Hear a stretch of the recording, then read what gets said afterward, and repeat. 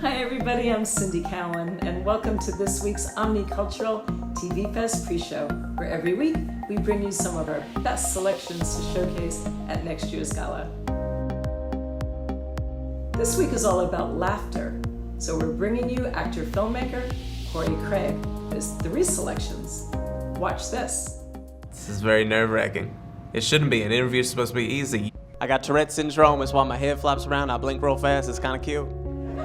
What people take away from my comedy, it's okay to take risks and look stupid. What's the biggest difference between Florida and LA? In Florida, when you bring your own bag to the store and start putting things in it, that's called stealing. And what a surprise to see America's Got Talent, Vicky Bobolak. So, what do you do? Besides modeling, I'm a comedian. Oh, is that what you do on the side? That's my day job. Got it. Right? I take my bra off, my boobs fall down like a broken mini blind. I'm sort of dragging.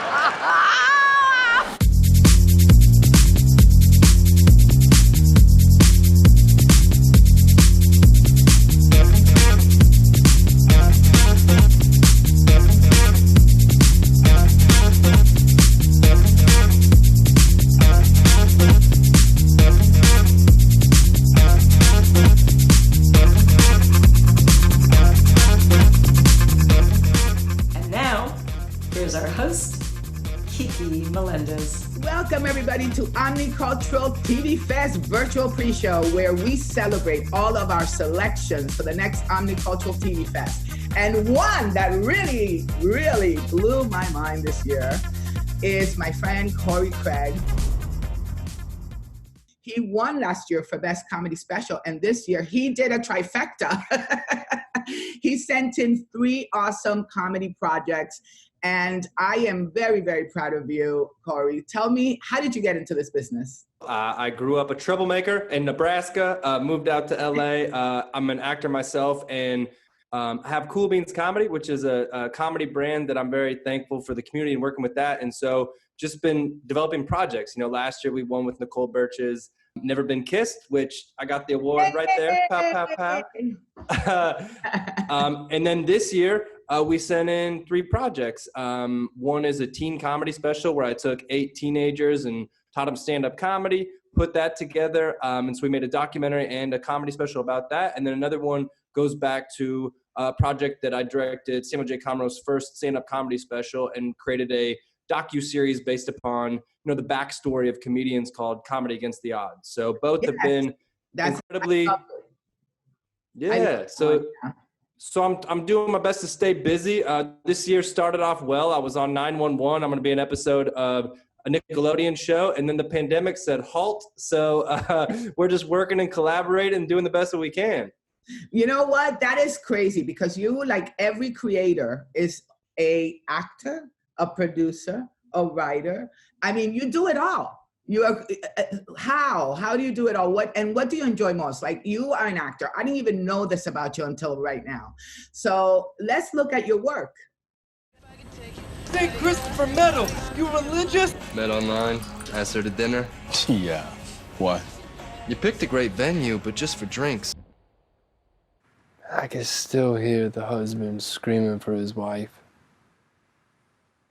Corey, that's amazing. So what do you love the most? Acting, producing, comedy? You're a stand-up comic too? Yeah, I mean, I consider myself more of a producer when it comes to stand-up comedy and, like, working with youth when it comes to that. But for myself, I love being on set because it's the most collaborative opportunity to work with so many individuals. And I feel like in my heart, I love acting, but I also love, working with collaboratives. So, directing comedy specials is an amazing tool that gets to encompass every facet of my life. And so I love that as well. So I don't know if I could choose. It's like choosing your kids, I don't have kids, but I'm sure I'd be struggle to pick them. I really love what you're doing with teenagers, because teenagers are going through such a rough time right now. There's so much depression.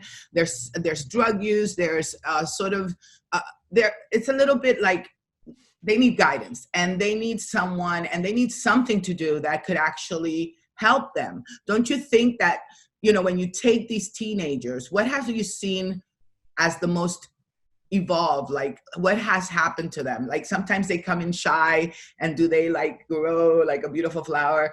It's a really good thing for them. It's incredible. So what I always do is when I start working with the youth is when I was a kid, the reason why I got into comedy is I was an overweight kid. So I always masked my pain with overweight? humor. I can't believe it. You've never, oh, Vicky. I mean, Kiki, I'm sorry. I don't know what I'm Are saying. you cheating on me? Are you cheating on me? No, yes, I am. No, I was. So I always show my fat picture, and the kids go, "No way!" And I'm like, "Yeah." So I always make fun of myself first to kind of disengage, and then we open up, and it's so beautiful because you get to see kids that are shy and can't even move the first class, and they're like, But it's such. To me, stand-up comedy. I feel like everybody should do it once, just for the opportunity to know themselves and to get a huge confidence boost, because it's that whole idea of name it to tame it. Get out all of your fears and everything else into the world, and then boom, something beautiful comes of it. I'm 16 years old. You can tell from all the acne. I can't wait until that joke stops working. And it's it's like a badge of honor that allows you to release everything that you've kind of been feeling insecure about. I mean, I remember when I first started doing comedy, right? I used to get so sick to my stomach, I literally could not eat. It's like the best weight loss diet for me, okay? Before a show, a whole week, I could not eat. I would be so nervous, so scared, because you are up there, and it's up to you to hold that audience's attention. And I think that the greatest, I would say, the best advice I was ever given is that you have to believe in yourself. You have to believe that you are funny, or that a joke is funny. Once you do that, then you can transmit it to the audience. It doesn't matter. Nothing else matters. You have to believe that that joke is going to work, and it has to make you laugh. What other great advice can you come up with for comedy? Well, I mean, for me, I love everything that you're saying there. You know, with the kids, I work on, an upward inflection sets the joke up, and a downward inflection sets it down. But I love this new concept of, unless you're Kevin Hart, Tiffany Haddish, KIKIMELENDEZ, the moment you get on, the moment you get on the stage, if the audience doesn't know you, they're looking you up and down like, who are you? Exactly. So I always like to go, let's look at some observational opinion that the audience could have about you, and then use it to your advantage in a self-deprecating act. Like, I sometimes get, oh, you look like Ryan Gosling, and I'm like, okay, whatever, but I make fun of that, in an opening. So I always look at kids. They always tell me I look like Sofia Vergara. Something. They always tell me I look like Sofia Vergara, so I understand your pain. Better than Sophia. You need to get on America's Got Talent. What was it about your childhood that kind of drew you to this? So my dad passed away when I was 6. So it was just this always longing for trying to find myself and not really having a father influence. So, I think getting into trouble led to comedy, and led to me being able to like find myself. And now, in a way, I'm able to reprogram myself by working with kids and, helping them along their journey. So it's just very cohesive and beautiful opportunity that I get to have. Right. So you have 3 shows that got on to the OMNICULTURALTVFEST. What do you see for them? What is your hopes and dreams? What do you wish would come from these shows? If you could have, if you could snap your finger and make it happen, what would you hope for these projects that you have created? I would love for them, truthfully, for me as a entertainer, director, all that, I always think of heartfelt and hilarious. Those 2 things I'm always trying to go, and they all have that. So for Little Big Laughs, the youth comedy special and the documentary behind that, I would love for that to get on, Netflix, Disney Plus, HBO Max, something where kids can just take it. And then I'd love, well, yes, and then I would love to do season 2. I already have some kids that I've been working with, and I'm like, I want to do volume 2. And then for Comedy Against the Odds, it's such a inspiring look at comedians from behind the scenes. So I would love to get funding to go and film a few more, and then get that up as well. I love it. I love it. So when you think about someone that has inspired you, or people that you have sort of, followed their footsteps, who comes to mind? I said Taylor Tomlinson, Vicky Barbalak, you. So you love Vicky, huh? I love Vicky. She's great. Tell me why. Tell me why you like her so much. Vicky Barbalak is someone that I love because she's herself fully. She encompasses everything we've talked about, you know, in regards to inspiration and being your full self. She's really good friends with one of my best friends, Matthew Moore, and she's come over and done a podcast with us. She's just somebody that I think can inspire anyone of any age, of any background, and I love Vicky. Oh, really? Oh, that's so sweet. Corey, I got you these flowers. Here. Oh, Vicky. You deserve them. You deserve them. Congratulations. What are you doing, So happy for Robin? you. This is one of your fans and one of the people that love you like I do, Vicky Barbalak. I am so proud of you, girl. You have been tearing it up for the last couple of years. Oh, got the break. So Corey was one of our selections for OMNICULTURALTVFEST. He has created 3 really great projects that have been selected. Last year, he won Best Comedy Special, and we sold it to the Nacelle Company. So he is one of those people that, you know, is doing it on his own, and he adores you. So I thought it would be fun to get you on here to give him some love. I love him, and you know, I'm so glad that he is producing comedy specials because Corey knows comedy. I mean, he's been producing those great Cool Bean shows for years. He knows what is perfect in a show, what's great in a comic, and that's why his film is, you know, it's so hard to get comedy onto film and keep that energy, you know what I mean? But he really made it happen, so, and I'm just so happy for him. Yes, I'd love it if he'd make me a special. Hello, Corey. You know, I love you both. I feel like we should do a dual special. Yes, Kiki, send him some flowers. Vicky, the Compass Latina and the Trailer Vig, that could be so huge. Yes, the rich Latina. Oh my gosh, the no, I'm fourth just row like trash. Yes, yes. Kiki, do you have any old makeup I could borrow, by the way? No, but I have, are you ready for this, Vicky? Yes. I have my Louis Vuitton mask, darling. Oh, of course you do. That's too much. Wear for you. Wherever you go. No. You take a Louis Vuitton mask into my trailer, all right? You don't do that. So, Vicky, tell me, what have you been up to these days? Drinking a lot. Just a lot of boozing. I thought you gave up. Are you kidding? No, this is not the time to quit drinking or eating cake. You should just, that's basically it. I'm just making cake and eating and drink. No, I'm working on a new podcast called Big Girls Don't Cry, and I'm working on my book, and I'm doing just having a, honestly, if I weren't afraid of dying, I would be having the time of my life. I do miss stand-up like crazy though, man. It's rough, isn't it? Oh my God, you live, that is your life. You travel all over the country. Yeah. You know, how did it affect you? I mean, did you lose a lot of like gigs you had planned for the year? How did it come? Everything. And the hardest one for me was when I got the residency at the Jimmy Kimmel Room in Las Vegas. I mean, that was just like I'd go to Las Vegas, see my name on the billboard, and I'm going, oh my God, every week. And that one, but you know, at least I got it. At least I got it for a minute. You know, you get that. And life is just, things happen, and we all have lost so much, everybody in every field. So, you know, and it's not about, I try to think about, it's not what I've lost, it's what's going to come. And in a way, I'm excited. I feel like everything I knew was blown up.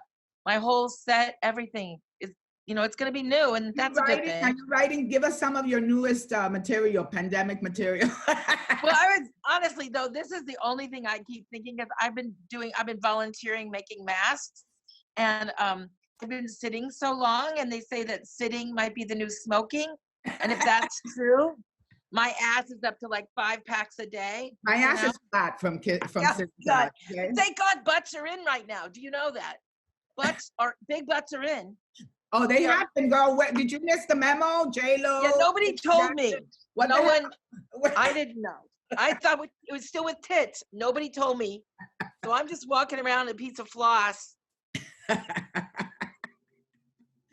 Oh my God, Vicky. So what is the name of your book? Oh, well, the working title is Your Husband Hates the Sound of Your Voice. Okay, that I have to give my husband a copy because he hates. It's almost like when you talk to a man, right? You could be saying anything and they hear, they get angry. And I'm like, what is wrong with you? All I said was, did you do this or that? I mean, it's like they hate it. They hate it. They don't want to hear it. And that's the thing when we're young, or, you know, we were taught that men like to talk to us and that we should talk to them. They don't want to talk to us. And during the pandemic, it's especially hard. Like Lou, I won't even get behind the car. If he's pulling out, I'm like a mile from the car because he wants me dead so badly. And I'm starting to talk to my girlfriends like I talk to Lou. Have you been doing this? So like, I'll be talking to my girlfriends and I'll be like, I'm not really interested in hearing that. They're like, what? That was rude. And I keep thinking, oh shit, I'm so used to just talking to Lou. I'm talking like to my friends like I'm talking to him. So it's just awful. Listen, girl, I just learned what my husband did for a living, okay? Oh! During the pandemic, okay, I just found out what he does for a living. And you probably can't say it out loud, right? It's got to be illegal. Kiki, with that mask. So, Corey, how have you been handling the pandemic? What have you been doing? Going on walks with my dog. Corey! I know, right? I'm volunteering, making Louis Vuitton masks. I don't know, you know. Bogus, fake Louis Vuittons. Way to go, Corey. You know, I want to say, you know what I love about Vicky? Vicky and I performed together. And we had a room of all her white folks. I think the only Latinos was my family that went to the New York. Right. To Gotham. And you know what, Vicky? You know what I love about us is that I felt that show really united us, you know? Because all your loving white folks loved me. I felt so loved that night. Yeah. And all the Latinos that were there loved you. You were like the star. And I just feel like through comedy, we could really make a huge difference. You know, we can unite people. It's almost like music and comedy. That's what unites us. Okay, so Vicky, little pinky swear. I love it. Let's do it. We gotta do something really to unite. I'm with you. I'm totally with you on that because it's not about separating. It's about being together. And I love diversity on the stage and in life in every way. You know, I mean, I know you're not as good because you're not white, but still, I forgive you for that, Kiki. You're gonna edit that out. No, I'm not. I'm gonna make sure everyone sees that.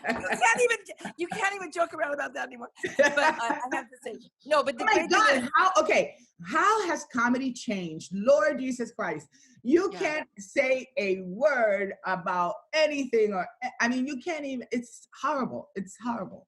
Like it's people really can't take a freaking joke, and we have a joke for a president, but they can't take a joke. You said it, you know, and George Carlin would die if he came back. He used to think we were restricted with just words. Now it's thoughts. You know, we can't even have, and I know I get it. I mean, and there's sexual harassment, and you can't even, you know, squeeze a doorman's ass anymore without getting fired. What the hell? Jesus, I did not become a headliner to hear that news. It's tough. I couldn't have Corey in my hotel room in Miami. At night. I know now you have to pay for 2 rooms. No, it's true. but I am very happy though about this time because, you know, I mean, it is a time of awareness, and I feel like people are shifting, and judgment just based on skin color. I mean, we all kinds of judgment is dangerous. That might be the most dangerous, and I think people are looking. And we want to understand each other more. You know what I mean?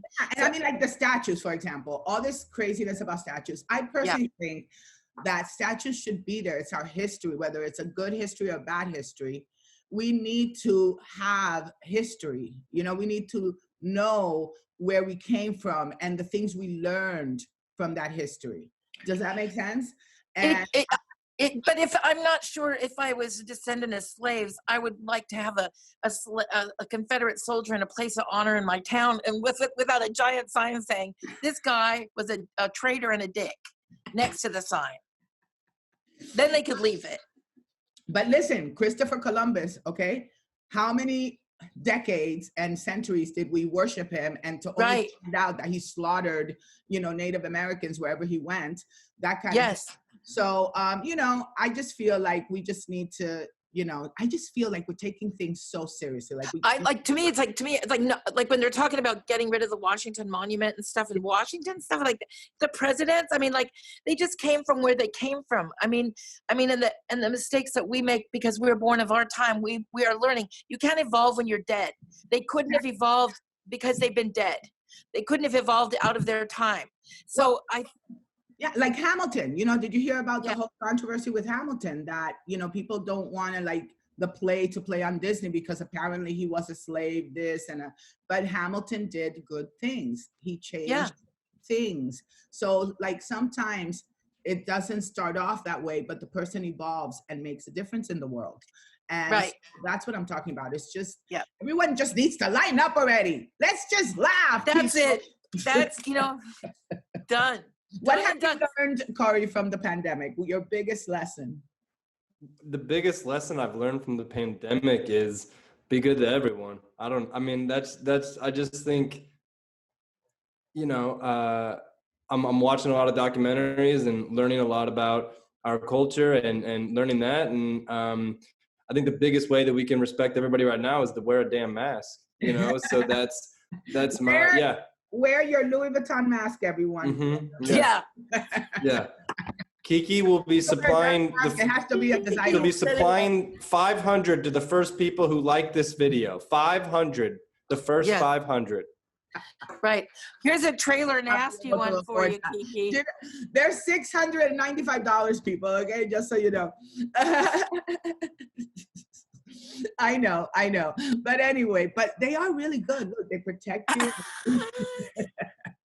They don't let anything air, not even air. For $695, they better guarantee you don't get COVID. It probably comes with Lysol, sprays your mouth every 10 minutes. Is that right? Are they Ivanka's? Oh my God, no, they're not. But I got it. They're Louis Vuitton. So what is up for you next, Vicky? I'm just hoping to get back on the road, and I really, seriously, I'm not joking, Corey. I'd really love to tape a special as soon as we get out of this. How about it? Let's do it. Let's make it happen. Okay. I'm serious. Thank you, and please check out my podcast, Big Girls Don't Cry. I'm really excited about it. Last week I flashed my gynae so bad that I got so many bad complaints, but this week I'm roping my legs together with a cord, so there will not be that happening again. I guarantee you. Big Girls Don't Cry. Thank you so much, Vicky, for joining Omnicultural TVFest pre-show. You are awesome. Thank you for giving love to Corey. Can you give him a little advice before you go? Corey, my advice to you is just keep on rocking it. You're a man that everyone has loved in this industry forever. No one's got anything but love for you. You deserve all your success. Keep on going, baby. Behind the camera, in front of the camera. You belong everywhere.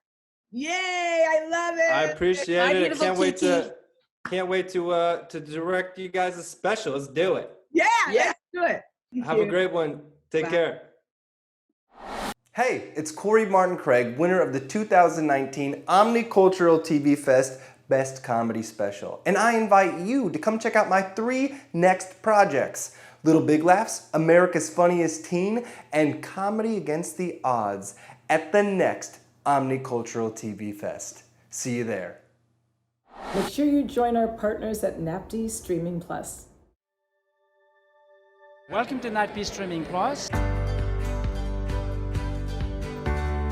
The one thing you can't stream is networking. It's a networking event. We want to create a community of streamers. We want it to be their event. It is a great opportunity to be doing this on a streaming platform.